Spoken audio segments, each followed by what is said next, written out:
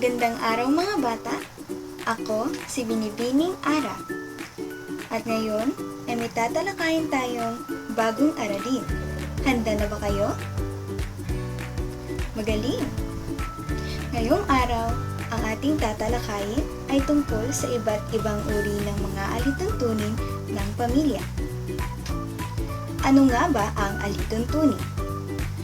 Ang alituntunin ay mga ugali o gawi na ipinapatupad ng ating mga magulang at mga nakakatanda na kasapi ng ating pamilya. Narito ang iba't ibang uri ng alituntunin ng ating pamilya. Una ay ang pangangalaga sa kalusugan. Kumain ng masustansya at sa tamang oras upang pangalagaan ang ating kalusugan.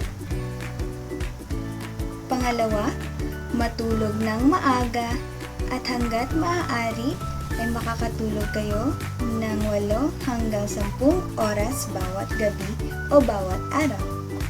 Sunod naman ay ang pagpapahalaga sa ating sarili.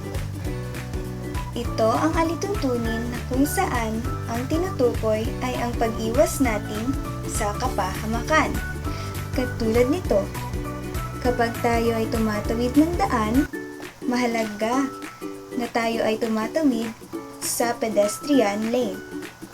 Hintayin na lahat ng sasakyan ay nakaparada o hindi ito gumagalaw. Hintayin na kulay pula at hindi kulay berde ang nasa pinapakita ng traffic light. Isa pang halimbawa ay ang hindi pag-usap sa mga hindi natin kakilala. Lagi itong hinahabilin sa atin na huwag tayo kakausap ng hindi natin kilala, huwag kayong sasama kapag hindi ninyo kilala, at lalo-lalo na ay huwag kayong tumanggap ng kahit ano sa mga hindi ninyo kakilala. Pangatlo ay ang kagandahang asal. Ito ang alituntunin na pinakamahalaga o importante sa lahat. Nais tayong practice ng ating mga magulang na tayo ay laging gumamit ng po at opo kapag tayo ay nagkikipag-usap sa mga mas nakakatanda sa atin, at ang pagmamano kapag tayo ay pabati sa kanila. Ika-4 ay ang pagpapanatili ng kalinisan sa ating bahay. Magtulong-tulong tayo sa paglilinis ng ating loob ng bahay upang mapanatili ang kalinisan at kaayusan nito. Pang-5 ay ang pagtitipid ng tubig. Katulad ng nasa litrato, ang batang lalaki ay nagsisipilyo. Pinatay niya muna ang dipo dahil hindi niya naman ginagamit ang tubig, upang mas makatipid sa tubig at hindi masayang ang tubig. At panghuli ay ang pagiging mabuting mag-aaral.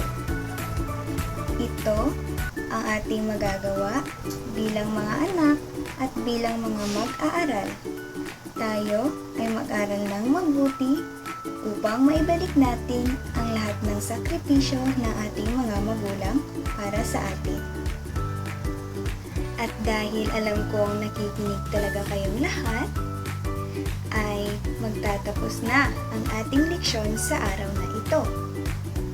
Naway meron kayong natutunan at naway ito ay inyong gamitin sa araw-araw na inyong pamumuhay.